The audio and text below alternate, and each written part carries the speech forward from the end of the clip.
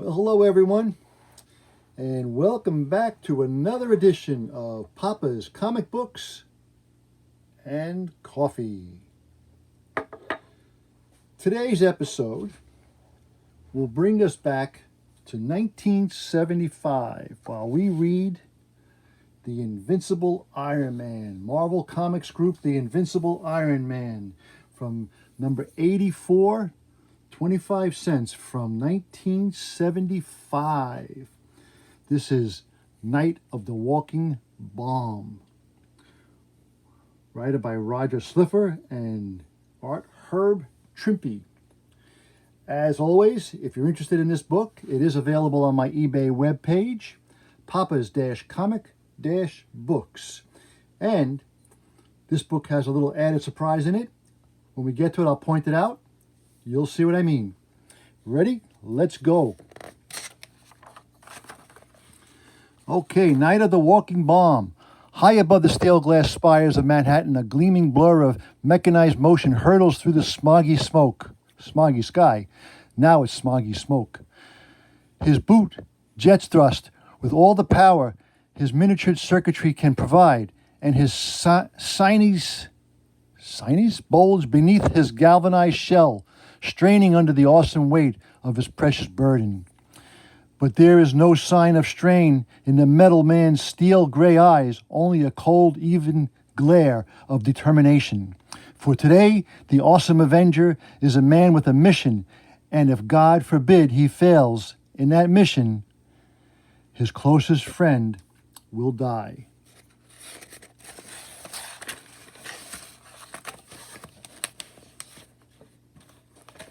Let's get that in frame there. Okay. Here's the hospital. I only pray I'm not too late. It's my fault Happy Hogan was injured in the first place. If I hadn't talked Hap into impersonating me, none of this would ever have happened. No, can't think about that. Now I've got to get the elevator installed and quickly as possible. Iron Man, thank heaven you've arrived. I'm Dr. Ritter. I'll be performing Mr. Hogan's operation. Pleased to meet you, Doctor. Hope you won't mind if I don't put down in the elevator for a shake your hand.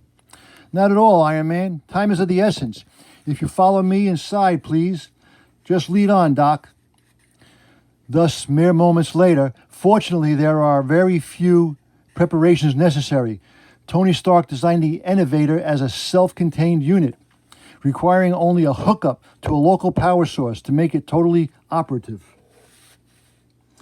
But where is Mr. Stark himself? He promised to be here in case the elevator malfunctioned. We can't proceed without him. Now, if you'll excuse me. Don't worry, Doctor. I'm certain he'll be here any second now. A certain armored Avenger has to make a very hasty exit and let a quick costume change fulfill his own prophecy. There's Pepper, poor kid. She's been here at the hospital ever since she accompanied Happy in the ambulance. Don't know how she's managed to hold herself together. Hi, Pepper, I'm here. Hello, Mr. Stark. Mr. Stark, hey, this sounds serious. Want to talk about it, Pep? I don't know, Tony. I'm not sure I have anything to say to you anymore. And that's the end of lastish. Every time I think of what happened to Happy because he tried to help you, the way he collapsed like that.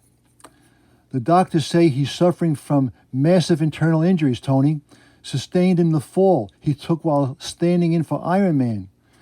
Don't you understand, Tony? This is all your fault, like we said in issue 82. Calm down, Pep. This isn't accomplishing anything. Calm down, Tony. My husband is dying. Your best friend is Happy? Hi, Pep. Don't worry, darling. You're going to be just fine. We're going to grow old and wrinkle together. Planning to keep this ugly mug of mine around that long, huh? There's just no accounting for taste. Their banter is light and cheerful, each trying to ease the other's fear, but their hands betraying their true feelings as a sympathetic intern gently pries Pepper's white-knuckled hand from Happy's grasp.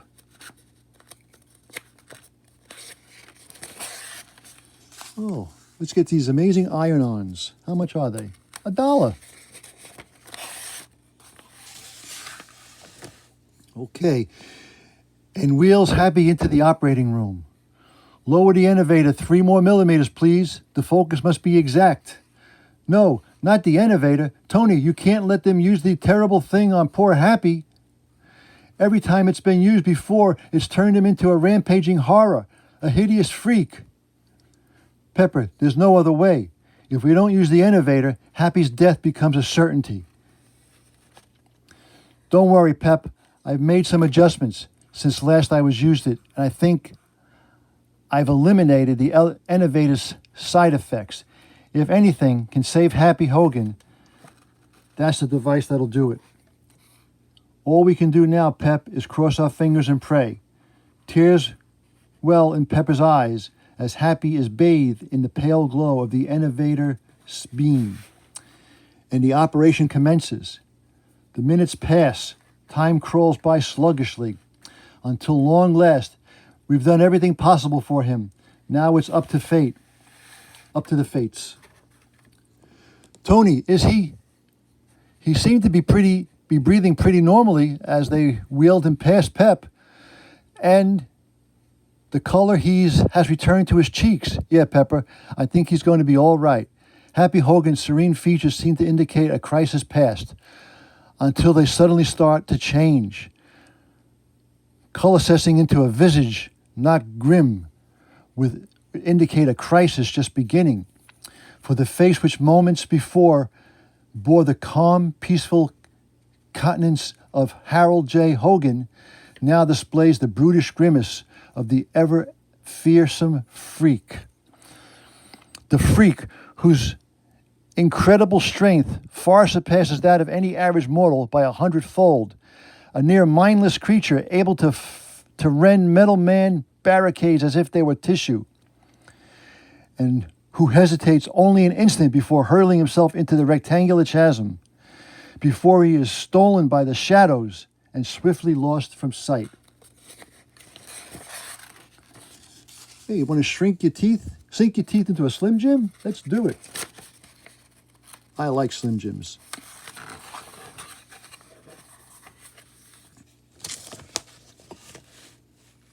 Okay, shortly. Something's wrong. The entire hospital staff seems to be agitated about something. And that man, he's one of the doctors that operate on Happy. Excuse me, Dr. Spears, isn't it what's happened? What? We're keeping it quiet to avoid panic, but I guess it's safe to tell you, Mr. Stark, since you're the one of the parties involved. Is Mr. Hogan, sir. He's undergone some weird transformation, and he's roaming free in the hospital. Oh no, it's happened, just as I feared.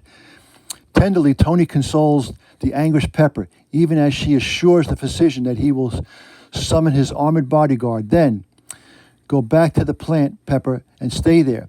The freak has used you as a shield in the past. We don't want to give him the opportunity to do it again. Tony, please, don't hurt him.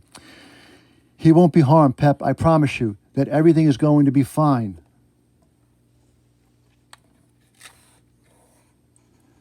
I only wish it were as easy as I'm trying to make it sound, but Happy's entire metabolism has been changed until he's nothing more than a mindless, uncomprehended brute. He's completely unpredictable. With the right provocation, there's nothing he won't do. Twice before I was able to defeat him, then bring him back to normal with an Enervision intensifier. But will I be able to restrain him without hurting him this time? When the slightest hesitation, the merest moment of indecision, may cost the lives of hundreds of innocent patients. And while the Iron Man ponders his double-edged dilemma, let's turn our attention to police headquarters, where a certain Irish investigator is going over a well-worn file for the umpteenth time. I've looked ye over 100 times already, but there has to be something I missed, some clue, something that'll prove Tony Stark the murdering scum I know he is. Ah, Kevin, my lad, how'd you ever get mixed up with that playboy anyhow? No matter what these documents have to say about the uprising at the factory, Ye were involved as the guardsman. Know in my heart it's Tony Stark who's responsible for their death. Hope you don't mind a fellow detective butting in on your private vendetta, Michael. But since I was involved in the investigation into your brother's death, I'd like to point out a simple fact, mainly that this death was caused by the emotionally unstabilizing effect of the guardsman's costume, and that from the moment your brother first donned that untested costume, he realized the risk he took. Sure, and whose testimony have we had that honor was to blame? None other than Iron Man, Stark's personal bodyguard. 'Tis Tony Stark who's the murderer, I tell you. And if it takes me every moment till my dying day, I'll prove it. But Michael O'Brien's misguided vengeance is a matter for another time, which must be faced only if Iron Man survives his present ordeal. Dr. Ritter, Mr. Stark notified me about the accident. Have you located Hap the Freak? Our security forces have found no trace of him thus far, but the lower levels remain to be searched.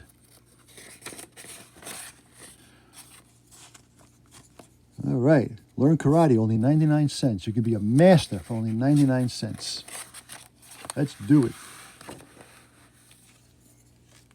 Cautiously, they descend, carefully examining every dark shroud storeroom, every shadowed stairwell, until at last, this is the last floor, Iron Man, and there's still no sign of Mr. Hogan. I can't understand if we've searched everywhere. Doctor, wait, what's behind this lead door? Our cobalt supplies are stored there for the treatment of cancer and such.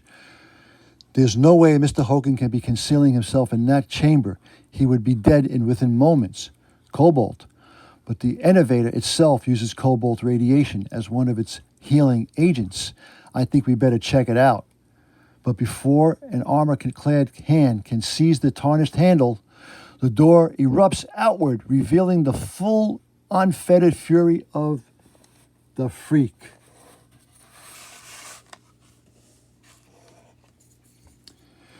Deep in the shadow recesses of the Freak's maelstrom mind, a spark of recollection fights its way to the surface, and the brutish berserker savagely lunges forward, squeezing Iron Man in a vice-like grip.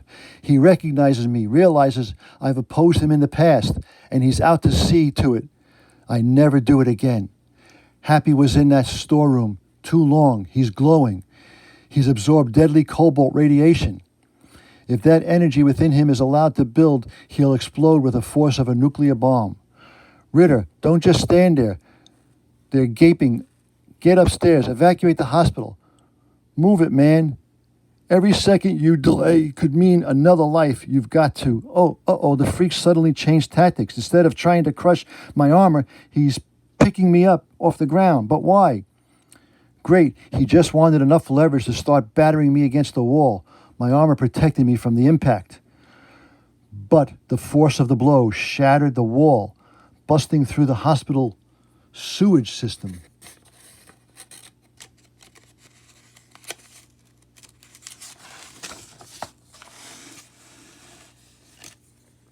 And before the gleaming gladiator can rise his fetid waters, now he's trying to drown me. His thumbs lodge in the eye slits, preventing my plexiglass shields from falling into place, water streaming into my mask. If I don't get him off of me fast, did it manage to fling him back? This should give me the breather I need to drain my mask and get back on my feet. I've got the advantage now. Have to hit him while he's down with the repulsor blaster. But Lord help me, I can't. I don't know if the man within the brutish body can withstand it. He's gesturing towards me. Does he recognize me at last? Ugh, wrong. Guess, Stark. He's just developed the ability to throw some sort of power bursts. Friend or foe, I can't afford to hesitate any longer. I've got to counterattack. Try to head him through the tunnels away from the hospital. Rocket jets erupt, hurtling the armored Avenger toward the menacing man's monster. But an oversized hand slaps downward, deflecting the headlock attack. Incredible. The cobalt radiation appears to have increased the Freak's already immeasurable strength.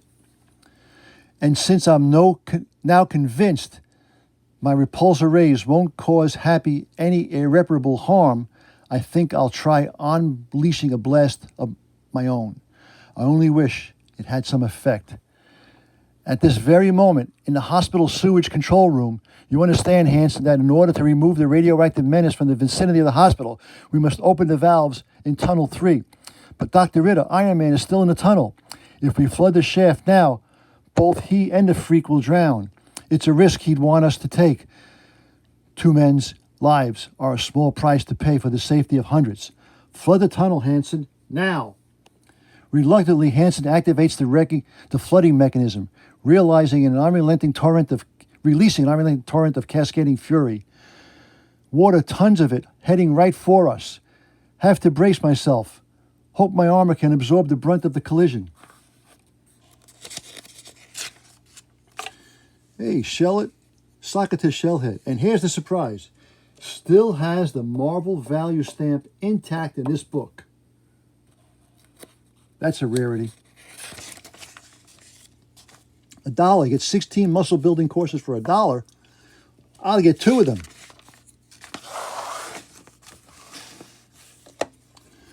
Duck just in time. Spang.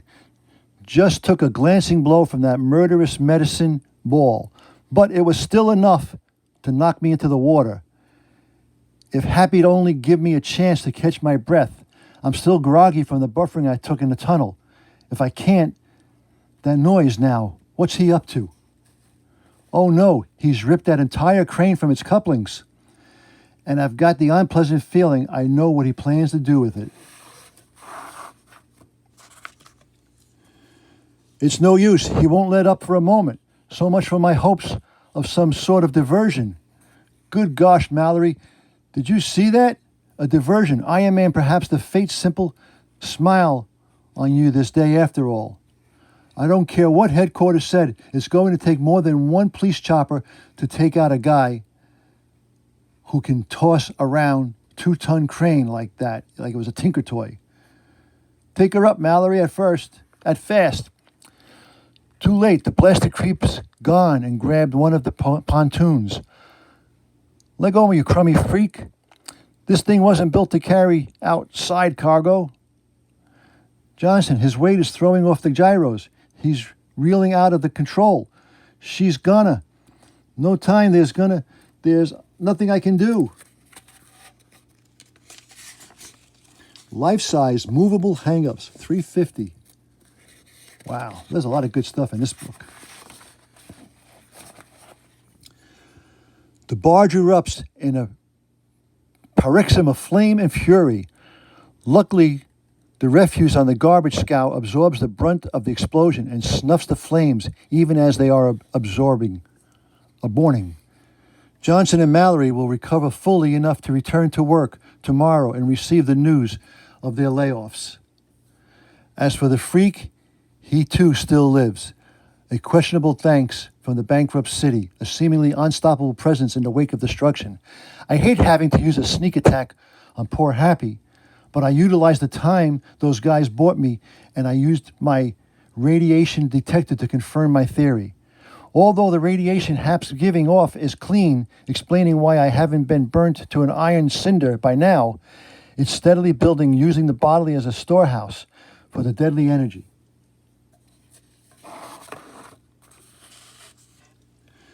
Have to keep baiting him, force him to release some of that pent-up energy as power burst. Come on, I know you've got it in you. Hit me, buddy, with everything you have. Fight back, blast it, fight back. No good. Instead of retaliating, he's backing off, trying to scramble up the bridge tower. The energy expanded by those last 2 blasts momentarily drained my circuitry boot jets and are temporarily out of service. So I'll just have to climb up after him. Thus, the savage scramble of the misshapen monstrous ascends to the towers of the gridwork, followed by the ringing clangor of the polished armor against weather-worn girder, until at last the apex of the tower is reached. The 2 awesome figures grapple silently, the only sounds permeating the quieted being the heady whistling of high-altitude winds and the low grunts of the fearsome freaks, Iron Man is cautious, carefully avoiding the exchange of blows which might pitch the unthinking antigen from the platform to the cold, hard earth far below. Ooh, a Spider-Man caper, the cupcake caper.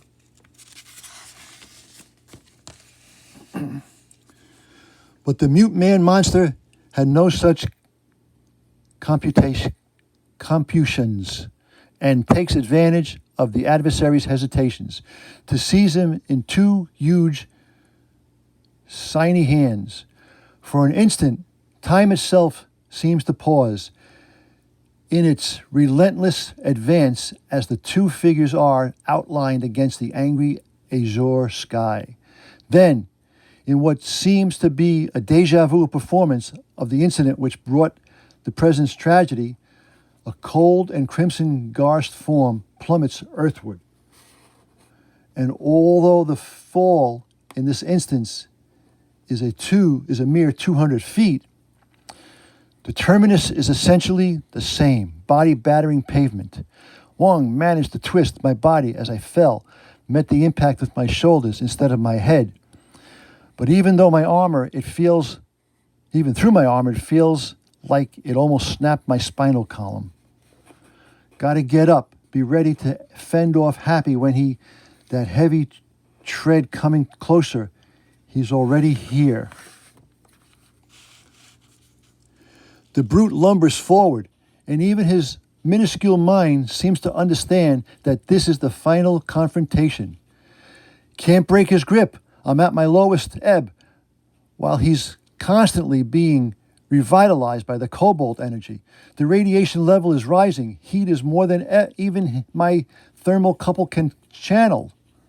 Circuits are fusing.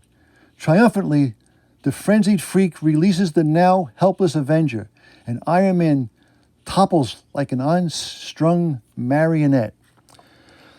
To lie still and unmoving before a crowd of horrified onlookers, the single objective since the man-brute creation triumph over the armored Avenger has been attained. But having defeated the only force ever to oppose him, the freak falters uncertainly.